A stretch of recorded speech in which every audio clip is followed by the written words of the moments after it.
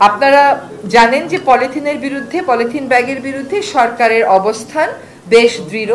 আমরা বায়ু দূষণ রোধে আমাদের কাজ শুরু করেছি। আপনারা জানেন যে একটা অ্যাকশন প্ল্যান আমাদের আছে।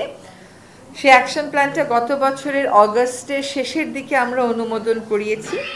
আগামী ২৭ তারিখে চীন থেকে ৩ সদস্যের একটি বিশেষজ্ঞ দল আসবে। প্রসেসটা কিভাবে কিক অফ করব আমরা সেটার ব্যাপারে আমাদেরকে একটু সাজেশন দিতে। বায়ু দূষণে সরকার অবশ্যই কাজ করছে, এটাই সরকারের অন্যতম প্রাধান্য। কিন্তু আপনারা যদি খবর পড়েন তাহলে এটা জানবেন যে এটা একদিনে আমাদের অ্যাড্রেস করার সম্ভব না, কিন্তু কাজটা সমন্বিতভাবে কিক অফ করতে হবে। তো আমরা টার্গেট করেছি কয়েকটা জিনিস। একটা হচ্ছে রাস্তাঘাটের ধুলা। সেখানে স্থানীয় সরকার মন্ত্রণালয় ২ সিটি কর্পোরেশনে জিরো সয়েল এই কর্মসূচিটা করবে, মানে কোথাও যাতে মাটি দেখা না যায়, তাহলে ধুলার দূষণটা আমরা কিছুটা হলেও নিয়ন্ত্রণ করতে পারবো। দ্বিতীয় হচ্ছে ঢাকায় যে সমস্ত পরিবহন প্রবেশ করে বালু এবং সিমেন্ট নিয়ে, যেগুলো ধুলা ছড়াতে ছড়াতে আসে, সেগুলোতে আমরা নির্দেশনা দিয়ে দেব যে তারা উন্মুক্তভাবে কোনো বালু আনতে পারবে না, প্যাকেটে করে বালু এবং সিমেন্ট আনতে হবে। প্যাকেটজাত করা ছাড়া ঢাকা শহরে আসতে পারবে না। আরেকটা হচ্ছে ভাঙা রাস্তাঘাট, এগুলো থেকেও ধুলা ছড়ায়, এটাকে অ্যাড্রেস করা। আরেকটা হচ্ছে পুরনো গাড়ি।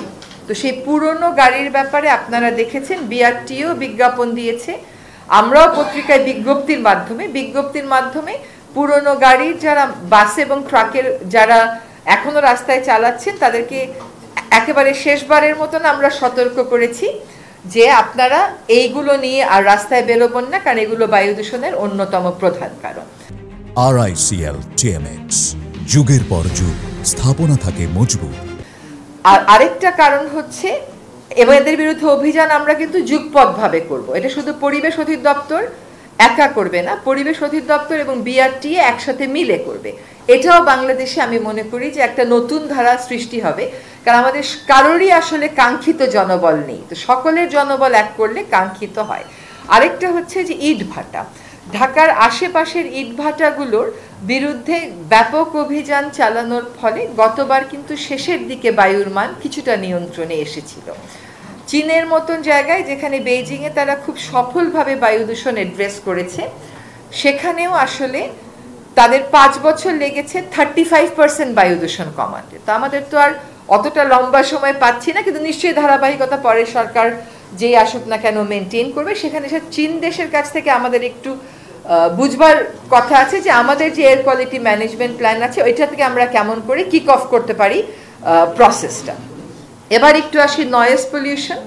আমরা নয়েজ পলিউশন নিয়ে সরকারের একটি প্রকল্প ছিল, সেই প্রকল্পে যেভাবে করে কাজটা হয়েছিল যদি সাধারণভাবেও বিচার করি খুব একটা কার্যকর কিছু আমরা করতে পারিনি। ফলে আমরা নতুন করে ওই প্রকল্পটাকে ঢেলে সাজাচ্ছি, যেখানে আমরা বিআরটিএ এগিয়ে আসবে এবং বিআরটিএ পুলিশ বাহিনী তারা ড্রাইভারদেরকে ম্যাসিভ ট্রেনিংয়ের ব্যবস্থা করবে, এবং আমরা শব্দ দূষণ বিধিমালাটা পরিবর্তন করে পুলিশকে ক্ষমতা দিচ্ছি যে পুলিশ এটা এনফোর্স করবে।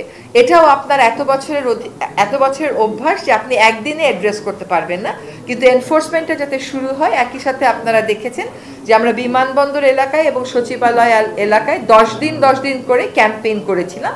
এরকম ক্যাম্পেইন কাজগুলো আমরা অব্যাহত রাখবো। তারপরে আসি পলিথিন এবং প্লাস্টিক নিয়ে।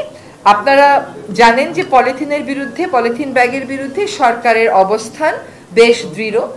সরকার প্রাথমিক পর্যায়ে বাজার মনিটরিং করছে।